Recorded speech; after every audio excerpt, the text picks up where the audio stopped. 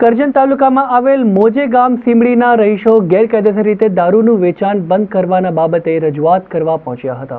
વડોદરાના દિવાળીપુરા ખાતે આવેલ કલેક્ટર કચેરી ખાતે આજરોજ સીમડી તાલુકો કરજણ જિલ્લો વડોદરા ખાતે રહેતા રહીશો ઘણા સમયથી ગેરકાયદેસર દારૂનું વેચાણ થાય છે।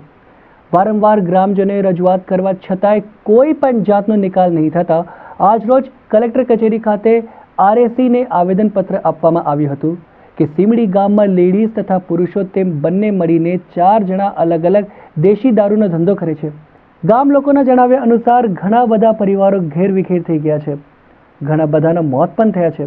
ત્યારે દારૂની લઠમાં વારંવાર રજૂઆત કરવા છતાંય આજે કલેક્ટર કચેરી આવવું પડ્યું હતું। કરજણ તાલુકા સીમડી ગામથી આવેલા છે।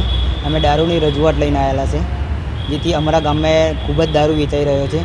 કારણ કે અમારા ગામમાં નાના નાના છોકરાઓને બધા દારૂથી બહુ જ લત લાગી ગયા છે। કારણ કે અહીંયા અમારા સવારથી સાંજ સુધી છોકરાઓ દારૂ પીવે છે, આખો દિવસ મજૂરી કરે, એ મજૂરીના પૈસાથી દારૂ પી જાય, પછી ઘરમાં મા બાપ થઈને બધું જે બબાલ કરે, આમને તેમ બધું બહુ કરે છે। એટલા માટે અહીંયા અમે અરજી લઈને આવ્યા છે।